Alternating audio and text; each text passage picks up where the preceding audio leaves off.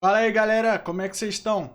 Tô aí firme. Bem, hoje eu vou trazer uma lista com algumas transformações mais épicas dos animes, porque é aquilo que diferencia o anime dos outros desenhos, seja dos Estados Unidos ou entre outros, são as transformações. Lógico, os traços, né? Algumas coisas são diferentes, mas o quesito transformação, ele supera muito esse nível de transformação que tem no dos Estados Unidos, entre outros. Então, é uma dos pontos chaves dos animes, as transformações dos personagens. Mas antes de eu te contar quais são essas melhores, se inscreve no canal e ativa o sininho para não perder nenhum conteúdo do canal, porque todo dia eu tô trazendo um vídeo novo. Então não dá bobeira, irmão. Se inscreve no canal para não perder nada. Já se inscreveu?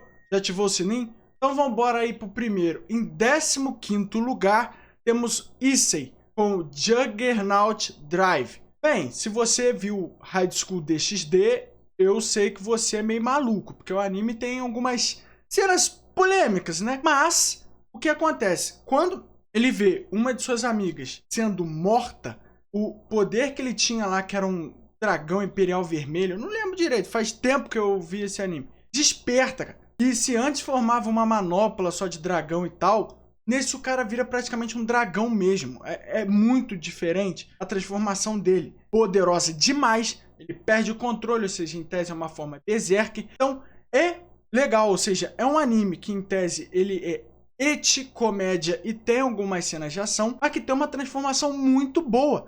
A transformação dele é realmente uma das mais épicas dos animes. É muito maneira a transformação dele, sabe? Você sente o impacto, o peso da cena impactante, em tese, que faz ele se transformar. Você vê a forma dele, se olha e fala assim, agora deu ruim pro vilão. Então a transformação a gente já começa com um personagem diferente do comum, que as pessoas geralmente falam das transformações.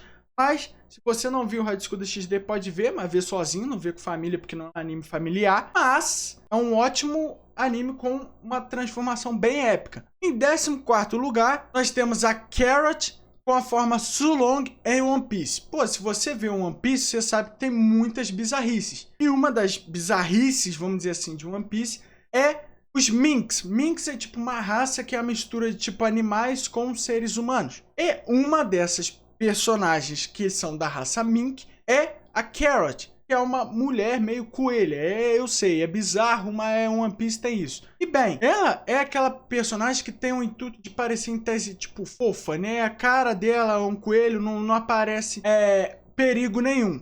Porém, quando ela se transforma na forma Sulong, aí dá um probleminha, né? Os inimigos, lógico, porque a aparência dela muda, ela fica com uma personalidade, sei lá, muito estilo assassina. Os olhos dela ficam vermelhos, os cabelos compridos, tudo muda muito. Então, é muito diferente e é muito legal você ver esse padrão, né? Porque ela sai lá do...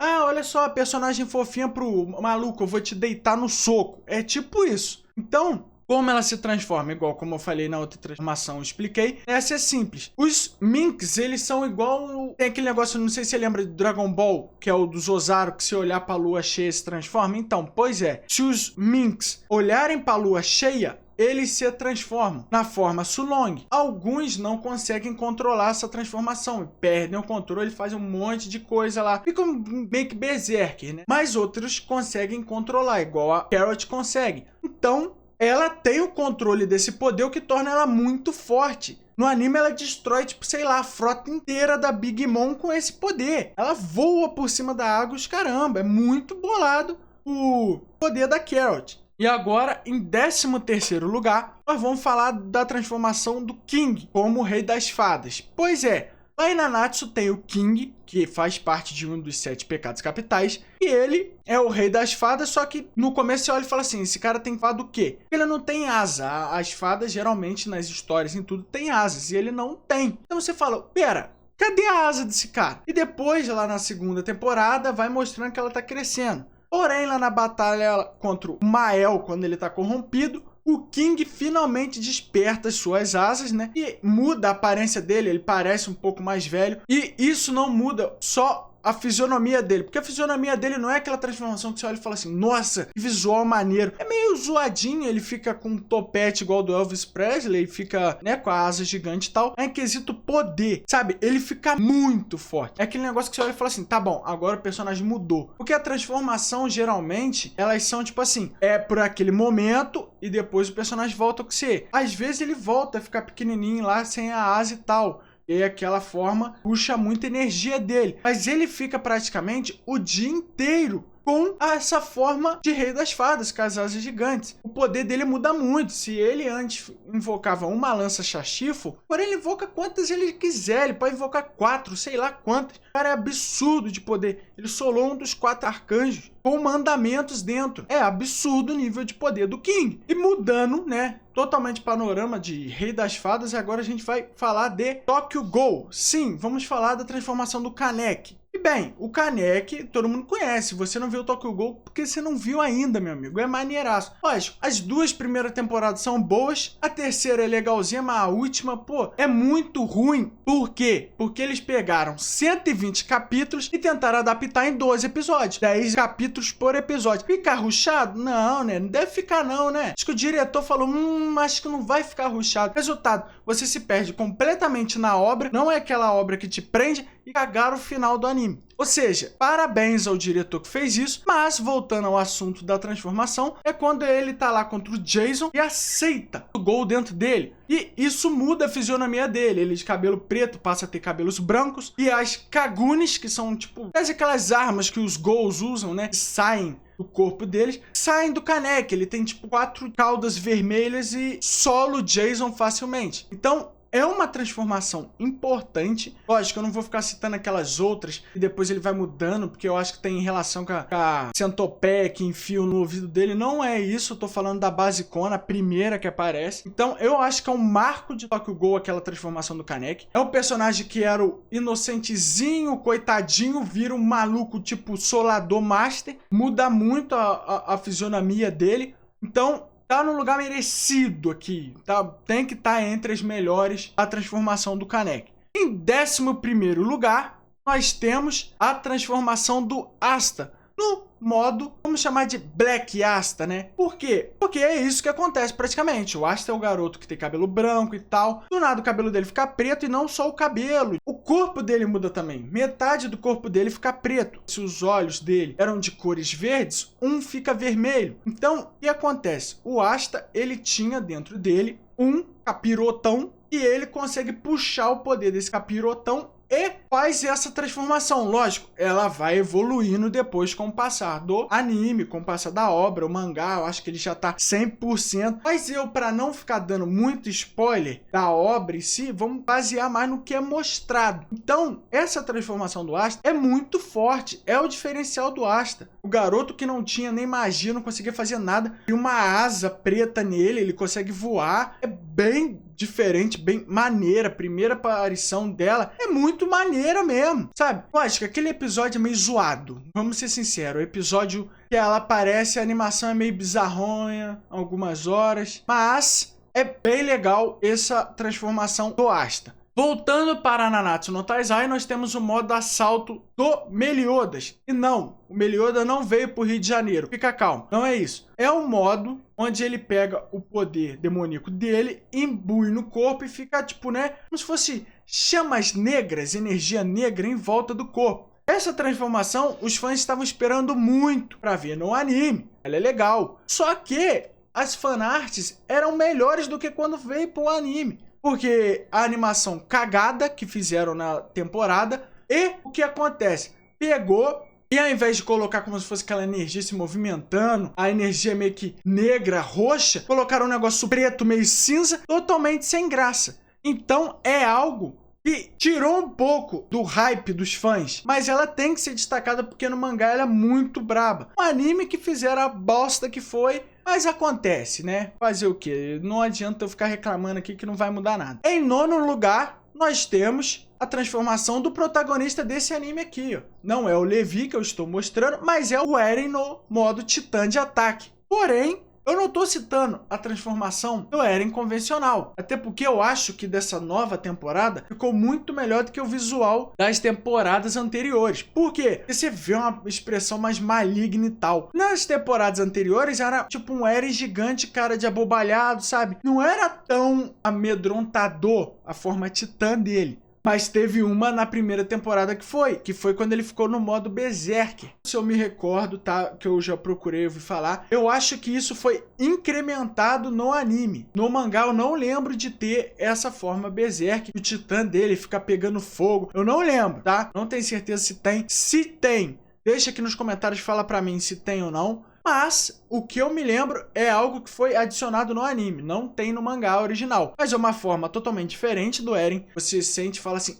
agora o Eren tá amedrontador, porque é um bagulho de 12 metros de altura praticamente, correndo que nem doido na sua direção pegando fogo, tu vai ficar meio que, pois é, agora deu ruim. Em oitavo lugar, nós temos a transformação do Gon. Pois é, Hunter vs Hunter não acabou, o autor é um vacilão, fica aí nesse ato supremo, o cara tá com preguiça de escrever o final da história, acontece. Mas, uma coisa que a gente tem que destacar muito é a transformação do Gon, porque de todas essas transformações que eu falei, lógico que a gente não espera, mas a do Gon é que você menos esperava mesmo. Porque o Gon é uma criancinha. O que acontece? Quando irritam o Gon, dá problema. Não sei onde vocês moram, mas aqui onde eu moro existe um ditado que fala cutucar onça com vara curta. Pois é isso que fazem com o Gon. O Gon é um moleque pacificador, tranquilo e tal. Irritam ele. É aí que dá o problema, porque ele de garotinho pequenininho, vira praticamente um adulto. A transformação do Gon Berserk é praticamente o quê? Ele ficar 20 anos mais velho. Ele fica gigantesco, bombadaço, cabelo gigante e sola o oponente facilmente. Aí que eu te falo, você que tá vendo o anime, você esperava que a criança iria virar um adulto do nada? Principalmente o protagonista? Você espera o quê? Que ele fique talvez um pouco mais bombado, a aparência mude, talvez a cor de cabelo, que é algo que é muito usado, mas o personagem ficar adulto, você não espera. A gente viu isso em Dragon Ball GT? Viu! Tem lá o Goku quando vira Super Saiyajin 4, acontece isso. Mas o do Gon eu acho que é o mais inesperado de todos mesmo, dessa transformação. Porque, cara, o moleque vira um adulto. Depois ele volta a ser uma criança de novo. E já que nós estamos falando de forma Berserk, nada mais justo do que falar do Broly lá em Dragon Ball Super. Pois é, Broly, se você lembra, a primeira aparição dele é em um filme do Dragon Ball Z. Aí você fala, ué, mas por que ele tá agora no Dragon Ball Super? Porque aquele filme do Dragon Ball Z não é canônico. Ele não é canon, ou seja, ele não faz parte da história original. Agora o Broly do Dragon Ball Super faz parte sim do anime, né? Faz parte, não é um personagem que é fictício, vamos dizer assim. Fictício eu quero dizer que não faz parte da história, né? O Neon Canon, que o nego fala. E o que consiste nessa transformação? O Broly é um cara já bombado, né, em tese, é um forte. Mas a transformação dele marcou muito, porque o que a gente tá acostumado em ver Dragon Ball na transformação dos Saiyajins é só mudar a cor do cabelo. Esse, lógico, muda, o cabelo do Broly fica verde. Porém, ele fica muito grande, ele fica uma massa muscular absurda, ele fica gigantesco e... além de tudo, ele fica, tipo, descontrolado, pupila branca, descendo a pancada em quem aparecer pela frente. Então, é uma transformação que marcou muito os fãs de Dragon Ball. Lógico, do Broly foi em 2020 que ela veio pro Dragon Ball Super. Oficialmente, agora faz parte. Mas, mesmo tendo lá no antigo, no filme do Dragon Ball Z, tinha nos jogos de Dragon Ball. Então os fãs jogavam. Se você jogou o Budokai Tenkaichi 3, você lembra o tamanho do Broly naquele jogo. Você lembra como é que era doideira estar lutando aquele bicho gigantesco te dando pancada. É uma transformação que marcou muito fã de Dragon Ball. É porque ela é diferente. Ela sai um pouco do padrão das transformações de Dragon Ball. Porque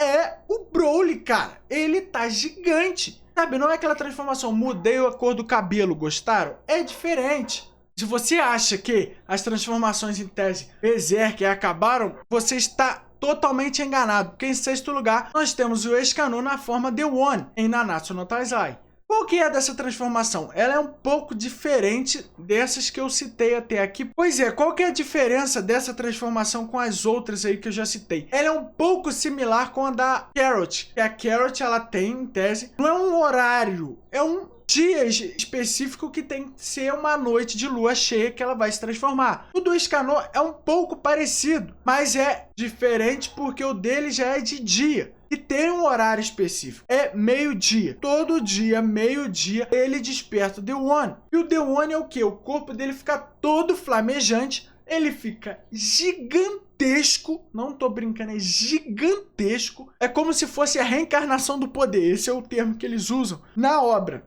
E ela dura 1 minuto só. Quando dá meio-dia 1, acabou a transformação dele. Mas ele resolve as coisas em 1 minuto simples. Ele não precisa nem do machado dele. Ele pega a própria mão e dá um cortezão no Meliodas. É uma pena que a animação dessa transformação foi horrorosa no anime. Porque, cara, é absurdo. Porque se você já viu Fate, você já viu o nível de animação daquele anime. O estúdio que faz Fate é o estúdio que fez as últimas temporadas de Nanatsu, cara. É o estúdio Dean. Como é que o cara sai daquilo pra fazer isso aqui? Não sei. Eu não sei explicar. Em quinto lugar, nós temos o Ichigo na forma Getsuga Tenshou. Eu poderia colocar outra transformação dele, que ele vira praticamente um monstro gigante? Poderia. Mas eu acho que essa é a mais bolada. Porque é muito diferente. Porque, igual, ele vai, quando ele vai se transformando aos poucos, né? Vai lá a máscara aumentando, vai dando a entender que é a transformação do Vasto Lorde, que é o quê? Quando o Hollow possui o corpo dele inteiro. E ele fica naquela transformação, aquela forma monstruosa. Mas a que eu quero falar é a outra, a que vem depois. Que é essa que eu citei, a Getsuga Tenshou. Por quê? Porque ela é diferentona. Primeiro que o cabelo dele fica gigante, preto, o Ichigo, se você conhece, tem um cabelo laranja. E ele fica, tipo, sei lá, cheio de bandanas, sabe? Um monte de faixas negras envolvidas no corpo. E o que acontece? Ela é muito forte, mas o visual dela é muito diferente. Então, quando você vê essa transformação do Ichigo, você fala, ué, peraí, como assim? E ela é muito diferente, é do nada, cara. Ele fica nessa forma, sabe? Pô, cabelão preto, faixa, você fala, meu Deus, fica uma aparência, um tom, um ar totalmente diferente do que era. É muito sinistra essa transformação do Ichigo. Uma transformação bolada demais, sabe? Você não viu Bleach, cara? Assiste Bleach, você vai gostar muito, sabe? É muito boa a transformação do Ichigo. É aquele negócio que você fala assim, os caras acertou em cheio nessa transformação, porque ela foge dos padrões das outras transformações dele. É isso que faz ela tão especial. E em quarto lugar, eu sei que talvez você vai olhar e falar assim, não é uma transformação, é uma técnica. Não, cara, é uma técnica que transforma o corpo. Se ela tá transformando o corpo, é uma transformação. Ué, e por isso eu vou colocar o Gai Sensei no 8º portão. E o que acontece? Quando ele ativa lá o Hachiman Tokou, ou seja, o 8º portão, é o portão da morte. Ele vai morrer. Então, em tese, é uma técnica suicida. Porém, o corpo dele fica, sabe, a aparência toda avermelhada, os cabelos avermelhados, o chakra avermelhado, tudo avermelhado. Muda muito a fisionomia dele. Não tô querendo dizer o rosto dele, a aparência, que muda muito o aspecto dele. Porque o Gai sempre foi visto como, em tese, o sensei boca aberta, né? O que só ficava falando de juventude, o abobalhado, todo mundo preferiu o Kakashi. Quando chega nessa luta dele contra o Madara, tu fala assim, o cara é brabo. Lógico, tem consequências, igual em Boruto, ele fica de cadeira de roda. Era pra ele morrer, era, mas o Naruto salva ele. Mas ele sola o Madara de um jeito absurdo. O cara não tem ninjutsu, é só taijutsu, ele desce a pancada no maluco, sabe? O Madara mesmo fala que declara ele o ninja mais forte. Olha o nível dessa transformação. O cara que era o Zé Mané, todo mundo olhar e falava, esse cara é um coitado, foi pro mais forte. Esse é o nível da transformação do Gai Sensei. Essa é a transformação do 8º portão. É muito absurda, cara. Se você não chegou nessa parte em Naruto, só vai se preparando. Porque na hora que você chega, tu vai querer action figure do Gai Sensei. Porque é absurda essa cena. E como a gente falou em técnica suicida, temos que citar a última transformação do Naruto, que é o modo Baryon. Quer dizer que o Naruto morre? Não! Spoiler aí, quem morre é a Kurama. Ela se sacrifica para dar esse poder ao Naruto. Porque não existia outra forma, né? Tipo, era um Otsutsuki, era um do clã da Kaguya. A Kurama veio e falou assim, olha, né? Se não tiver um sacrifício, não vamos chegar a lugar nenhum. Não vamos conseguir derrotar esse inimigo. E ela mente para o Naruto, falando que era o Naruto que iria morrer, e se transforma no modo Baryon. E o que consiste o modo Baryon? O Naruto fica praticamente numa forma humana dele mesmo, mas fica um chakra laranja e não amarelado, como antes. É um laranja meio avermelhado. O atual lembra muito o chakra lá da época do clássico, quando ele usava o chakra da Kurama, né? Quando ele saía de controle. Mas ele fica com 9 caudas, assim, 9 caudas pequenas atrás dele. A fisionomia dele fica com um rosto um pouco mais semelhante à raposa. E ele sola o cara de nível muito fácil. O poder do modo Baryon ficou quando eu tava lendo o mangá. Eu achei que talvez ele puxava a vida do inimigo. Porque o Naruto ia dando pancada no inimigo. E o inimigo começava o quê? A perder tempo de vida. Só que eu não acho que esse é o caso. Eu acho que talvez o poder dele seja o quê? O dano é tão grande que foi destruindo o Ishiki. Porque ele tinha, eu acho que 3 dias de vida restantes e ele iria morrer. Porém, o Naruto começa a dar tanto dano nele, tanto dano, que ele começa, sabe, diminuindo. Ele vai morrendo ali, porque os danos no corpo dele são gigantescos. Eu não acho que é uma questão de talvez puxar o tempo de vida do usuário, mas o dano gigantesco que tem essa transformação em quesito ataque. O Naruto não solo de game, lógico que ele dá muito dano de game, mas quem mata ele é o Kawaki, e a Kurama acaba falecendo, ou seja, o que faz essa transformação ser única. Uma vez só que o Naruto usou, até porque a Kurama tem que morrer para acontecer essa transformação, e ela morreu, então não dá mais para ele usar essa transformação. Falando ainda dos 3 melhores animes, vamos falar da transformação do Luffy na 4ª marcha. Pois é, o Luffy, ele tem várias transformações. A transformação dele igual a Gear Second, faz o corpo dele ficar avermelhado sem fumaça. A 3ª marcha faz ele inflar o corpo dele e fazer tipo com que o braço fique gigantesco, a perna gigantesca, entre outros. Então, por que a 4ª marcha se destaca tanto entre as outras? Porque ela muda muito o Luffy. Primeiro que o Luffy, se ele, sei lá, não sei a altura dele, se tivesse 1,70, suponhamos, o Luffy passa a ter 4 metros de altura praticamente. Esse já começa aí, a altura já muda. O Luffy, o poder dele muda, porque, exemplo, se ele estica o braço, ele tem que ir em linha reta e volta depois. Com a 4ª marcha muda isso, porque ele consegue esticar o braço e fazendo caminhos com o braço. Ele consegue meio que quebrar, vamos fazer assim, dobrar o braço e criando vários caminhos. É muito maneiro dessa forma. E o corpo dele fica, sabe, avermelhado. A aparência dele muda um pouco no olho ali, né? O olhar fica com aquela famosa sombra que tem, né? Eu tô falando da Barandoman, ou seja, o homem saltitante. Não tô falando da Snake Man. Mas a Barandoman, a perna dele fica pequenininha e ele não consegue ficar parado. Ele fica saltitando o tempo todo.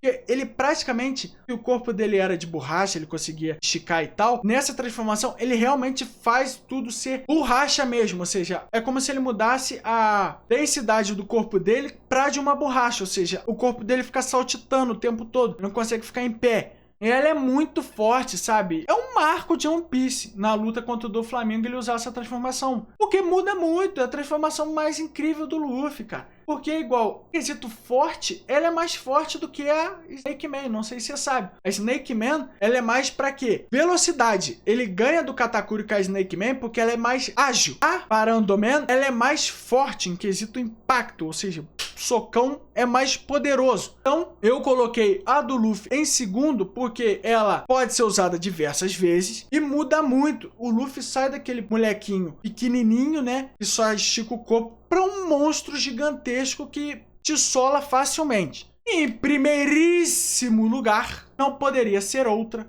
que é a transformação para mim mais épica. A transformação do instinto superior é a melhor transformação dos animes. Por quê? Cara, porque é um negócio que você fala assim... Ah, mas só mudou a cor de cabelo do Goku de novo. O cabelo ficou branco. Não, ela traz aspectos diferentes. Primeiro que é o nível de poder que esse cara chega. O Goku, quando ele já transformou em Super Saiyajin 3, ele já fez a Terra toda tremer. Mas quando você olha a animação lá do Goku transformando em instinto superior, parece que ele abriu uma galáxia. Eu não tô de sacanagem. Se você viu, você sabe. Ele vai puxando aquela energia toda pra ele. O cabelo fica prateado? Fica. Qual é a principal marca do instinto superior? É que ele consegue se esquivar de tudo sem pensar. Ele se esquiva de tudo sem ficar, vamos esquivar aqui. Ele pode estar se concentrando em outra coisa, ou seja, ele pode estar lutando com um cara, se um outro cara vir atacar ele, o corpo dele vai reagir sozinho, vai ter a esquiva praticamente perfeita. Isso que é absurdo, eu acho, que do instinto superior. Isso foi um marco, tipo, sabe, igual o personagem atacando o Goku Só mandando a esquiva, só na esquiva, só no Gibraldinho. Isso é muito maneiro, sabe? É um aspecto que trouxe diferente, não foi só a coloração, a imponência, sabe? Você sente a imponência, o ar do Goku muda. Não é só o cabelinho azul espetado pra cima, não. O cabelo dele normal, prateado, meio que... É que quando a primeira vez que aparece tá branco, mas depois mostra que é prateado. Prateado ainda, não é nem branco. Ou seja, você vê que, exemplo, a forma física do Goku não mudou, mas o ar que ele exala, né? Ou seja, a imponência muda muito. Você olha e fala assim, agora deu ruim demais. O Jiren que o diga, né? O Jiren achava o boladão, tomou a surra do Goku com o instinto superior. O Goku perde por causa de roteiro. Mas o Jiren não aguenta com o Goku instinto superior. E bem, essas foram pra mim as melhores transformações dos animes. E pra você, qual que faltou nessa lista? Qual que não deveria estar nessa lista? Deixa a sua opinião aí nos comentários. E é claro, mano, se você gostou, deixa um like aí pra ajudar. É claro, não esquece de se inscrever no canal e ativar o sininho das notificações para não perder nada. Eu vou ficando por aqui. Grande abraço. Falou!